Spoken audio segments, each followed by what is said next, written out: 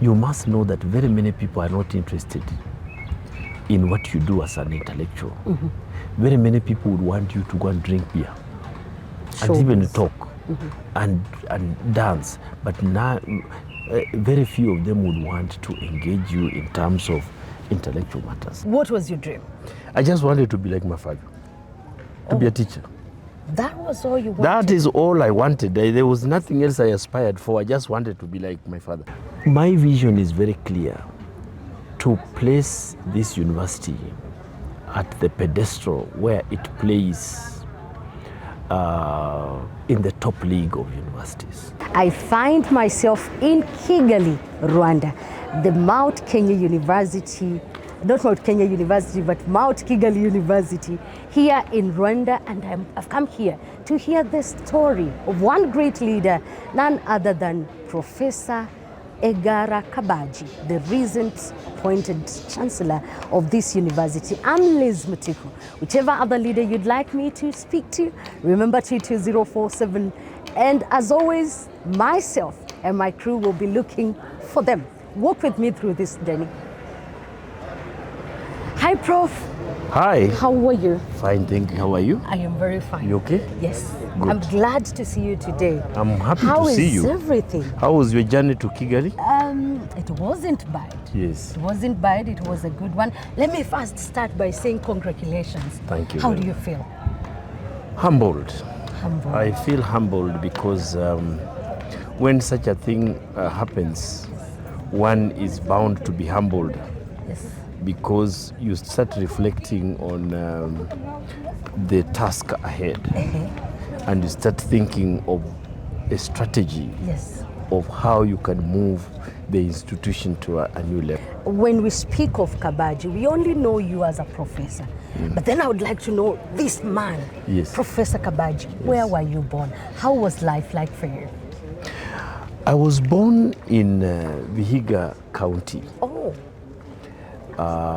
In a village called Navuhi. Navuhi. I understand in Luya, all villages have a meaning. Navuhi means?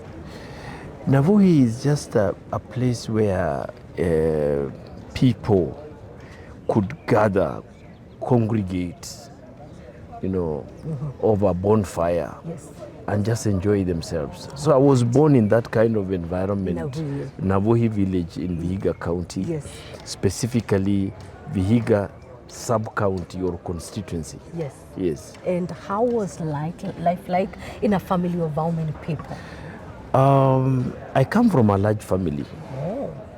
I'm number 10 out of 11 children. Okay. Of a mzee called Gerishom Kabaji and his wife Lois Kagai. And so I came towards the end. Towards you're almost the last one. Almost the last, One of these things is I think he got inspired. Yes. To increase the number from 9, then go to 10 and realized no, he needed another one. So he went to 11. So your child number? 10 out of 11. In such a large family, was life so hard? Was it easy? It depends, No, life was not easy because you understand life of a primary school teacher with 11 children. Yes. And they all need to go to school, and they all need to eat. And of course, when it comes to my mother's job, you can't expect much from a midwife in the village. So life was not very easy. I have suffered all the problems, afflictions of a humble child in a Kenyan village. What was your dream? I just wanted to be like my father, to be a teacher.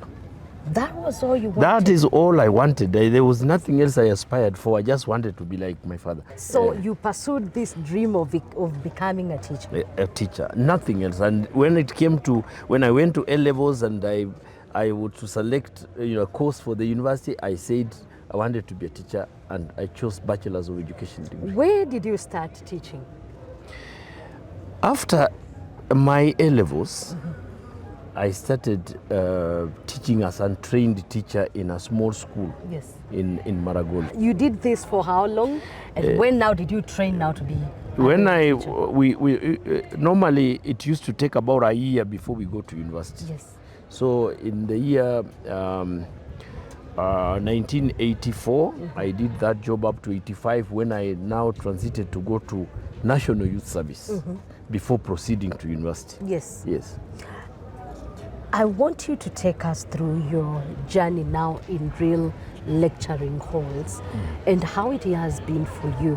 After teaching for some years, I know you transitioned in order for you to become the person you are today. Take us through that journey. Well, after my bachelor's degree at Kenyatta University, Yes. I was posted to teach in a high school. Yes. So I was posted to a school called not Itetani.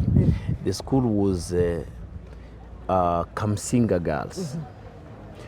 At Kamsinga Girls, that is where I started my teaching career. Yes. I was in Kamsinga Girls for a full year. Yes. From 1988 to 1989. But towards the end of 1989, I was recalled to Kenyatta University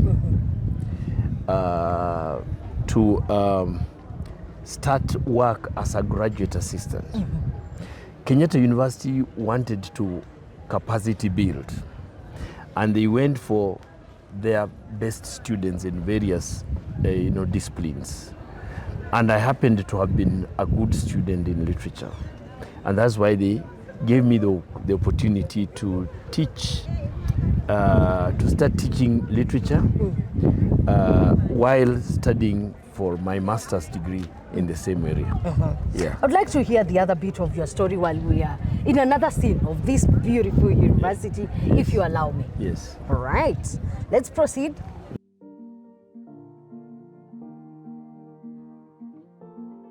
You were telling me about the institutions you were in before you become the person you are. Yes.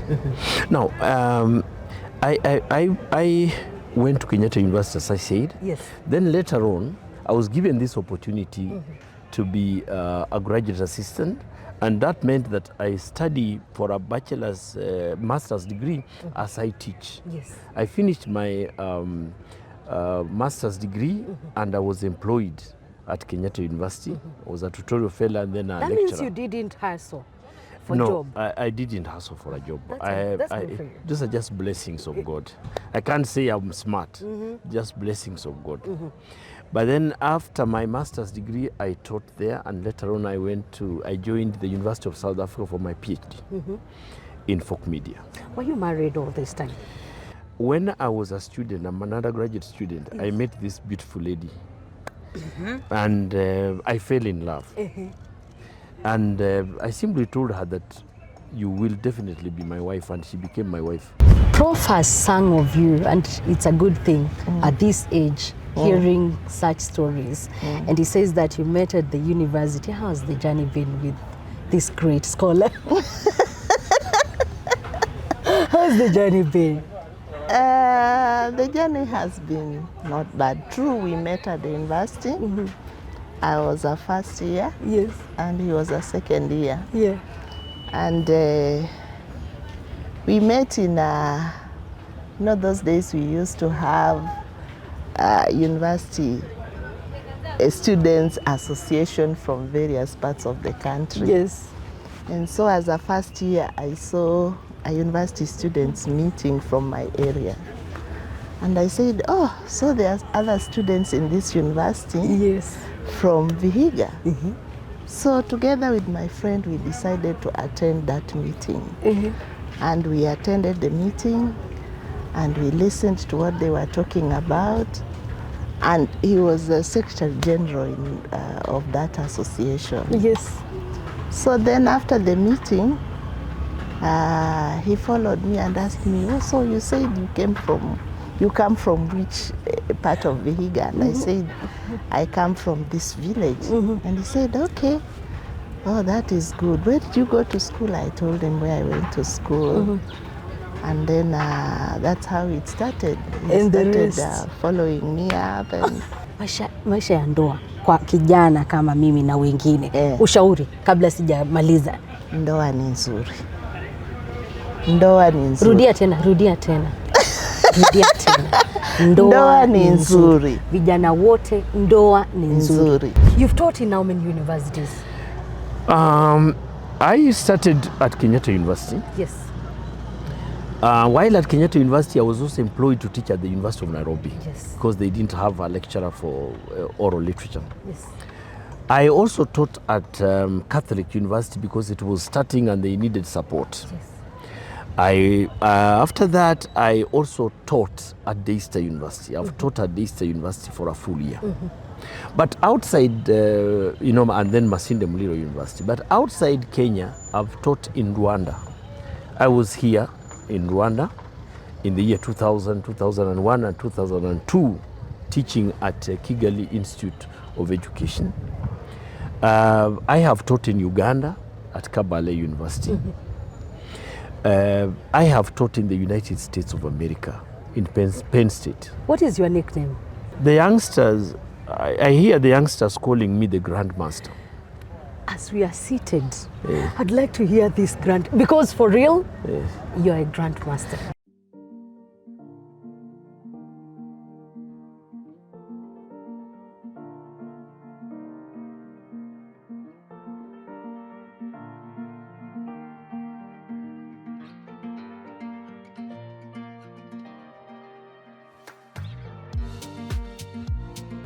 Some of your stories out of experience is what you've experienced. Many of these stories come from my experience and the stories people tell me.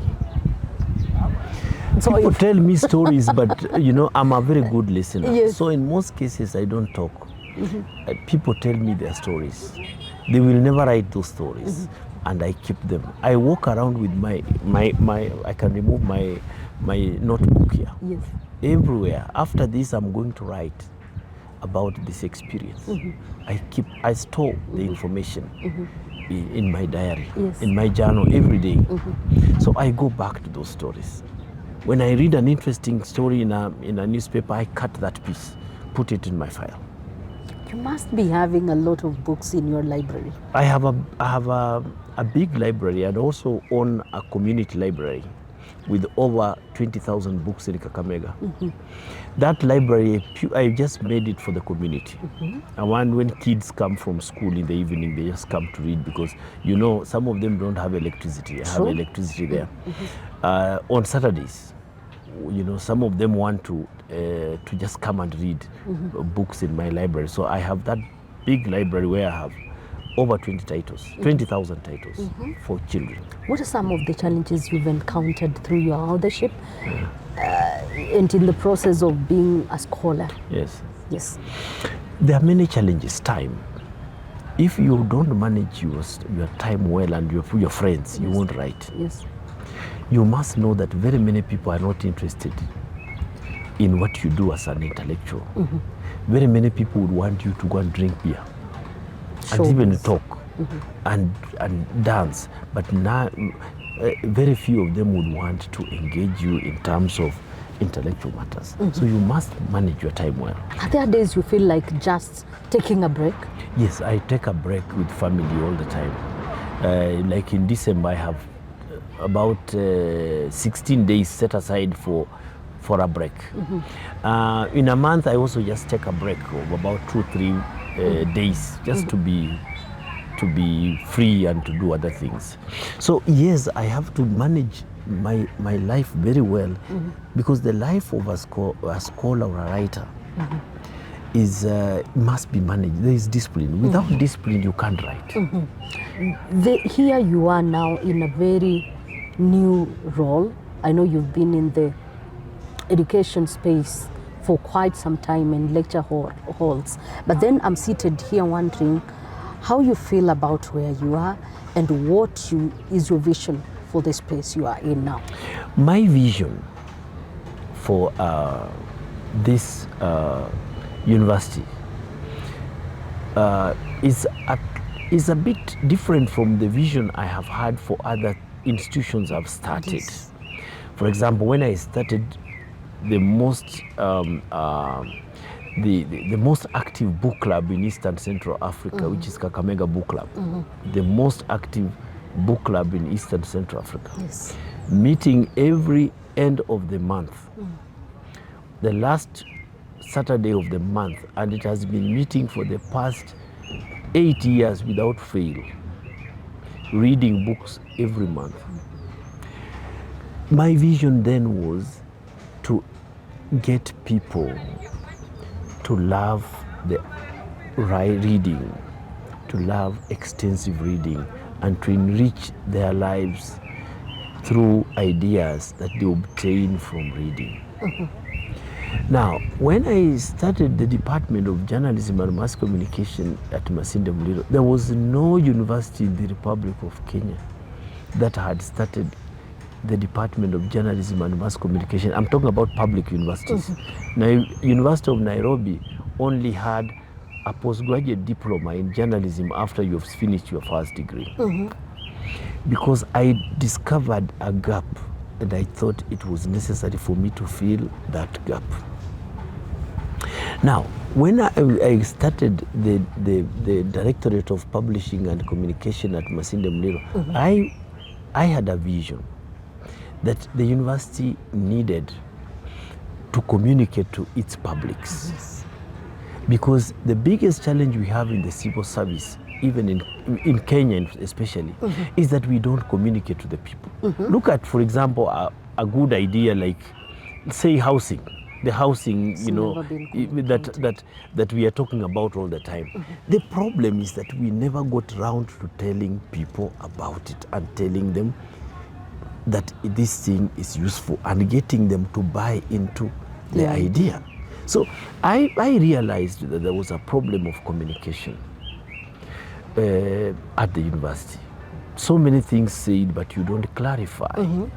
So I thought it was necessary for me to do that. Now, in this position as the founding chancellor of this university, Yes. my vision is very clear: to place this university at the pedestal where it plays in the top league of universities. Top league, Ivy League kind of, you know, status. Top universities. And top universities are known for three things: research and publication, teaching, super pedagogy, and community service. That is why you heard me saying this university should start a university press, and you saw my contribution, so that it can produce knowledge not only for Rwandan schools, For the world. resources for Rwandan schools, resources for, you know, East Africa, resources for the world. I have published about 10 books with Oxford University Press, which is all over the world. Some of the books that I donated are from Oxford University Press. Yes. Now, this Cambridge University Press, University of South Africa Press, and so on, those are universities in the top league. That's why I talked about that. I want members of staff to publish in top-notch, you know, journals. And how do you get staff to publish? You know, you can blame staff without empowering them. We want to empower members of our staff to get them into the art or the science of research. There are so many things to be researched. There are so many things for us to try to, you know, look closely at and try to make life better. So I want my members of staff to get into research, writing, and publishing. To make this a hub. Yes, a hub for intellectual discourse.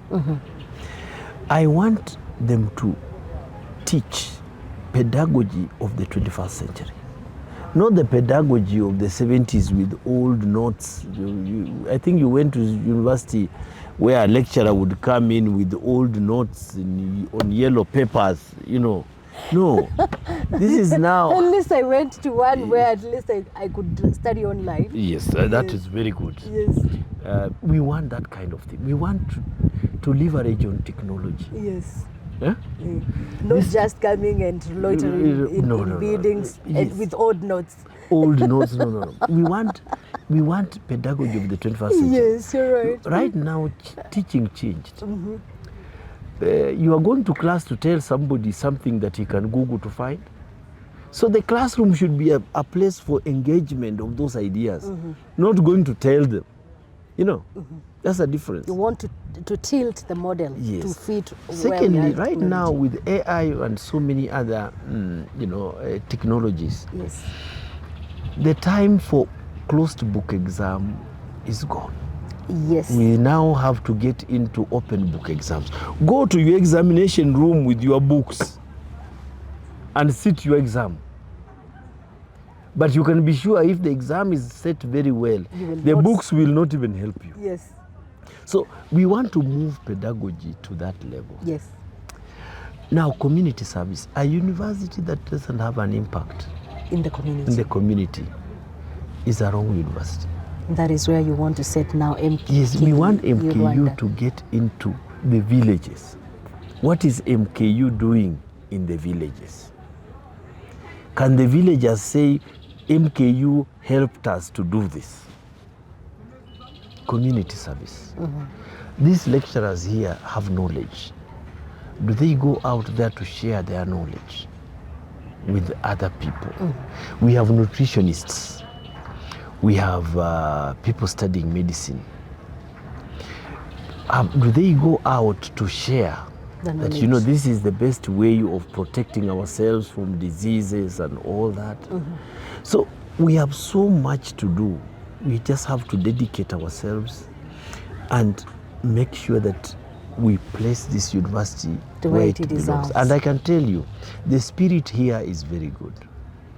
The spirit among the lecturers, the spirit among the members of staff and the board, and the spirit is very good. And the equipment.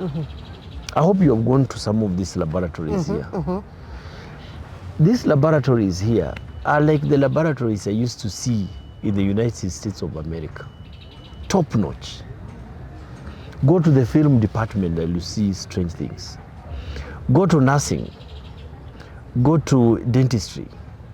Go to hospitality. Look at this facility here, the Paramount, Kigali Paramount, hotel, as one of the laboratories of the university. So, my thinking is that we have the facilities, we have the equipment, we have the manpower. You have what it takes to be where you want to be. We just need to place it where it belongs, so that when it comes to webometric ranking of universities, we should appear as a serious competitor in the academy. Thank you so much for allowing me to hear your vision, and I'll be following through with you now that I've known you. Probably you'll find me in Rwanda when you don't expect. But now I know I'm pressed of time. I'll ask very simple questions, one word answer. Yes. Which is your favorite color? It's more of a quick fire. White. Your favorite meal? Ugali. Your nickname? Grandmaster. Grandmaster. What time do you go to bed? 10:30. What is the last thing you do before you sleep? I write my journal. What time do you wake up? At 10 minutes to 5. The first thing you do? I pray. One thing you cannot do without? One thing I cannot do without? Yes. Writing. Your favorite person? My wife, she's behind you. If you were to change career, which other career would you go for? I'm not thinking about changing career, but if I change career, I will become a pastor. One regret you have? Regret? Yes. I don't regret anything. Your best day? My best day? Your ever memorable best day? The day I met my wife. Oh my goodness, seems you love this woman. Your favorite Bible verse? Oh, Psalms 18:1. What does it say? Yeah. What does it say? Actually, I won't paraphrase. Let me just say, I have actually not one. Let me just say I have about 3. Like Jeremiah 29:11. For I know the plans I have for you, says the Lord. Thank you so much for giving me an opportunity to hear your story. I know you've had many other things to do, but dedicating your time for me to speak to you, it's the best thing that has happened, and allowing me to see your books. Yeah, and let me hand over this one for you. Shadows of Love. You want me to walk slowly? Yes, in this. Thank you so much, Prof. I appreciate. And of course, this is my Shadows of Love. This is where I am today. As I close this session and this beautiful show, I'll be reading this. Should you need also to get one, where do we get it? Nuria Bookshop, and you can order online. Right, Nuria Bookshops. I will be telling you what I found if you follow me on my social media. Anyway, I'm Liz Mitugo. Keep it TV 47. That has been Fahamu Kiongozi. You've had a beautiful story. If you've not gotten something out of this, then you have a tough life ahead. That is what I can say for real, because I get out of this space knowing that I should manage my time. Keep it TV 47.